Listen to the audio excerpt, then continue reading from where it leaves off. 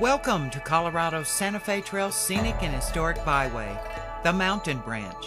Today our travels take us to Comanche, located on Highway 385 near Grenada, Colorado. Grenada was a boomtown on the Santa Fe Trail in the 1870s and the end of the line on the Santa Fe Railway. After the railroad expanded west, Lamar won the county seat and Grenada became a ghost town.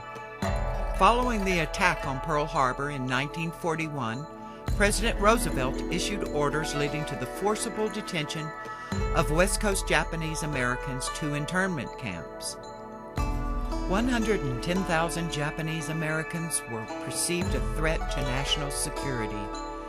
They were to report to reintegration centers, leaving everything they had behind except for one bag. From there, they were sent to one of 10 internment camps throughout the inland west. Comanche housed 7,500 West Coast detainees. As many as 10,000 were processed through Amache's gates, and none had political ties to Imperial Japan. In 1942, the Grenada Relocation Center, known as Comanche, was built on 10,000 acres of windswept and treeless prairie. The terrain was infested with rattlesnakes and scorpions, scorching hot summers and below-zero temperatures in winter. Tar paper barracks and communal buildings occupied an entire square mile surrounded by barbed wire fences and 6 armed guard towers. Families of 7 were given 1 room.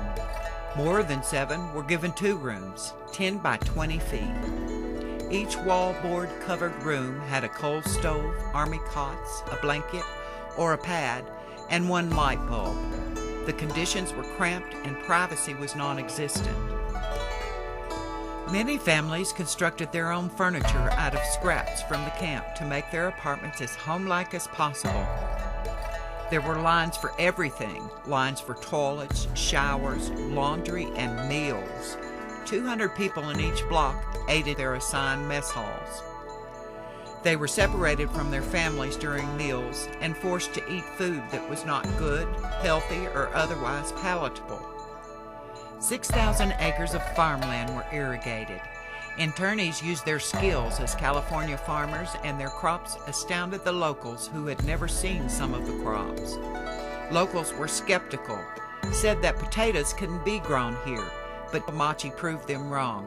They grew enough potatoes for all 10 internment camps. Despite their imprisonment, internees succeeded in creating successful enterprises from their skill. People from surrounding towns purchased vegetables on the weekends at the camp. Internees held harvest festivals, sporting events, and carnivals. Amache became one of Colorado's most productive communities and the 10th largest city. Amache's internees endured, even flourished for the sake of their families. Their patriotism was reflected through the camp's daily activities, especially in schools. Elders passed their skills and traditions to their children.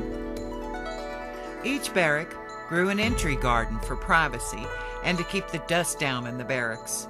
Some had ornamental ponds with turtles and carp from the Arkansas River. These ponds were places to go to honor their traditions. The camp had 29 block leaders who governed themselves. Skilled Japanese doctors, dentists, and nurses staffed the hospital. Japanese professionals and educators operated a fire department, police department, library, theater, and schools. The silkscreen shop produced war recruiting posters for the United States Navy. The newspaper featured a comic strip starring Little Nemo, usually about the harsh weather conditions of the camp. In 1943, the government allowed U.S.-born Japanese citizens to enlist. 953 men and women from Amache volunteered to serve the country that forcibly detained them. 31 were killed in action. Following the end of the war, after 3 years of occupation, Amache was quickly erased, its buildings dismantled or sold and moved elsewhere.